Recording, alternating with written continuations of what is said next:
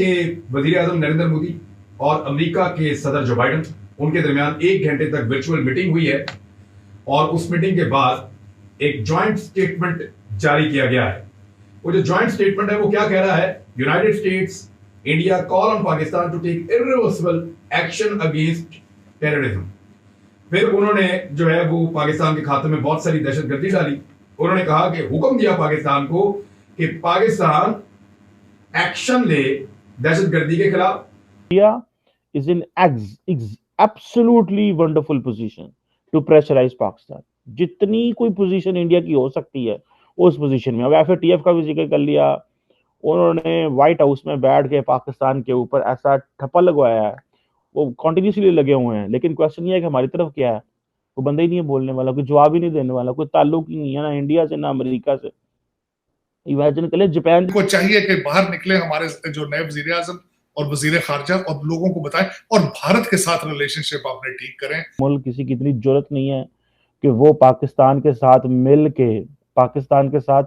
मिल के कोई ऐसा ज्वाइंट कम्युनिके दे जिसमें वो लिखे भारत को कि जी भारत जो है पाकिस्तान में दहशतगर्दी का है। कोई मुल्क हमें नहीं मिला, और अगर कोई मुल्क मिला है तो मुझे बता दे। कोई एक मुल्क नहीं मिला। इसे क्या कहते हैं? इसे ग्लोबल आइसोलेशन के अलावा और क्या कहते हैं? हम मानते तो नहीं है ना, हम ये कहते हैं बात।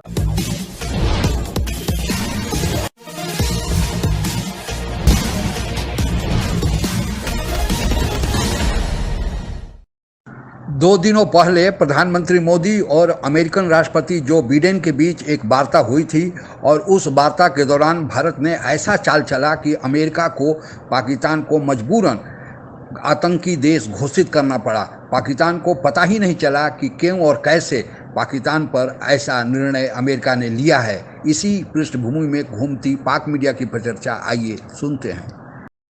भिखारियों को आका का पहला जो पैगाम है वो आ गया है।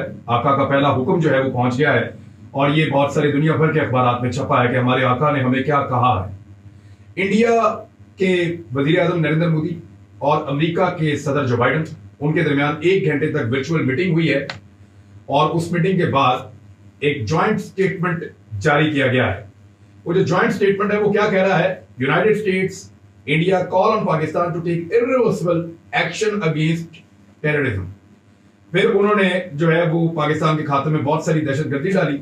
उन्होंने कहा कि हुक्म दिया पाकिस्तान को कि पाकिस्तान एक्शन ले दहशतगर्दी के खिलाफ, और साथ ही उन्होंने ये इल्जाम लगाया कि पाकिस्तान के अंदर ऐसी प्रॉक्सीज हैं जो दहशतगर्दी को फैलाती हैं आसपास के मुल्कों में, और पाकिस्तान उनके खिलाफ एक्शन नहीं ले रहा, और पाकिस्तान उनके खिलाफ एक्शन ले और सख्त एक्शन ले। ये हुक्म आया जी हमारे ये जो 2+2 डायलॉग हुआ उसमें उन्होंने पाकिस्तान को सही दबाया। और आपको पता है कि अमेरिका जो इंडिया है, इंडियन सरकार जो है, जब जापानीज प्राइम मिनिस्टर कशीदा आए थे इंडिया में, तो जो ज्वाइंट कम्युनिके आया था, उस ज्वाइंट कम्युनिके में उन्होंने पाकिस्तान को कहा था कि भाई ये जो दहशतगर्दी करवानी है ये बंद करें।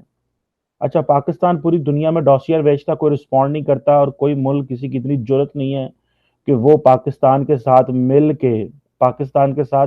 मिल के कोई ऐसा ज्वाइंट कम्युनिके दे जिसमें वो लिखे भारत को कि जी भारत जो है पाकिस्तान में दहशतगर्दी का है। कोई मुल्क हमें नहीं मिला, और अगर कोई मुल्क मिला है तो मुझे बता दे। कोई एक मुल्क नहीं मिला। इसे क्या कहते हैं? इसे ग्लोबल आइसोलेशन के अलावा और क्या कहते हैं? हम मानते तो नहीं है ना, हम ये कहते हैं बात अच्छी पाकिस्तान से बात करना चाहता है, और पाकिस्तान को टाइम वेस्ट नहीं करना चाहिए। इंटरनेशनल कम्युनिटी जो है वो they understand it. India Pakistan से बात नहीं करना चाहता, जो मर्जी कर ले वो आपसे बात नहीं करेंगे। The reason behind is this is not in their interest to talk right now. ये उनके इंटरेस्ट में नहीं है। अगर आप हमारे लोगों को समझ नहीं आ रही तो कोई बात नहीं, थोड़ी ठहर के समझ आ जाएगी। समझ होती है सबको, लेकिन जारी बात है पब्लिक के हवाले से। एनी हाउ, अब इस अमेरिका में बैठ के जब इन्होंने फिर 2+2 पाकिस्तान के ऊपर क्वेश्चन मार्क, वरना इस वक्त पाकिस्तान की रिस्पेक्ट जो है वो आपको पता है, पिछले दिनों CNN ने ग्रीन पासपोर्ट की लिस्ट छापी थी, पासपोर्ट्स की जो इंपॉर्टेंस है, और उसमें पाकिस्तान नीचे अफगानिस्तान और इराक के आसपास फिर रहा। यस सर, बिल्कुल बिल्कुल। सीरिया, इराक और अफगानिस्तान से ऊपर था, बाकी सबसे नीचे था। तो इनको चाहिए कि बाहर निकले हमारे जो नए वजीर आजम और वजीर खारजा और लोगों को बताएं और भारत के साथ रिलेशनशिप अपने ठीक करें। फिर भारत की तारीफ किस लिए पहले कभी नहीं करते थे।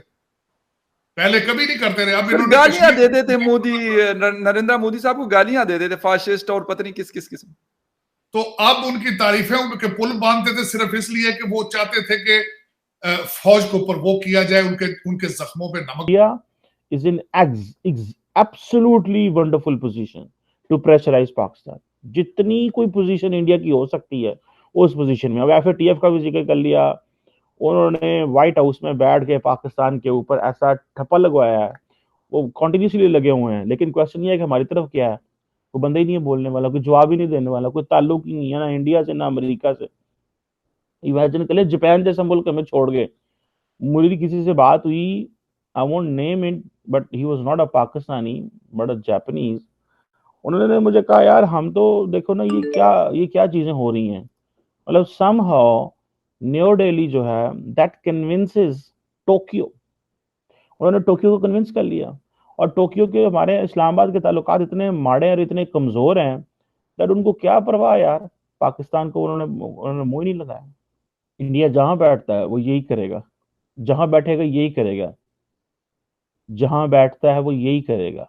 ठीक है ना जी। पाकिस्तान को क्या करना है, पाकिस्तान डिप्लोमेटिकली आइसोलेट है। ठीक है जी। पाकिस्तान अमेरिका के रडार पे मौजूद ही नहीं है। 3.5 साल से जो आपको कॉल नहीं गई बाइडेन साहब की, तो वो एक वाज़ेह निशानी कि आप कितनी इंपॉर्टेंस है आपके रीजन में। आप मांगते फिर रहे हैं दर बदर, आप लोगों से खैरात मांगते फिर रहे हैं। आपकी वही एक आदत है कि गली में फकीर आए तो वो फिर उसे वही है आपकी इसी तरह की ट्रीटमेंट। अब उसके बाद ये था कि 3.5 साल जिस प्रेसिडेंट ने आपको कॉल नहीं की, वो आपको कितनी इंपॉर्टेंस दे रहा है जो आपकी रजीम चेंज करेगा। और दूसरी सबसे बड़ी बात यह, खान साहब ने एक भी ऐसा एक्शन नहीं उठाया जिसकी वजह से अमेरिका चाहे कि इनको निकाला जाए, सिवाय एक चीज पे कि ये रशिया गए ऐसी टाइमिंग पे जब पूरी दुनिया थर्ड वर्ल्ड वॉर का इंतजार कर रही थी, ये वहां गए। लेकिन उसके साथ मेरा आर्गूमेंट ये है कि अगर फिर उन्होंने रजीम चेंज रशिया के गुस्से में कराते तो मोदी साहब की कराते, क्योंकि वो तो तेल ले रहे हैं रशिया से। बिल्कुल। और कल भी जो बाइडेन से मुलाकात उनकी हुई वर्चुअल।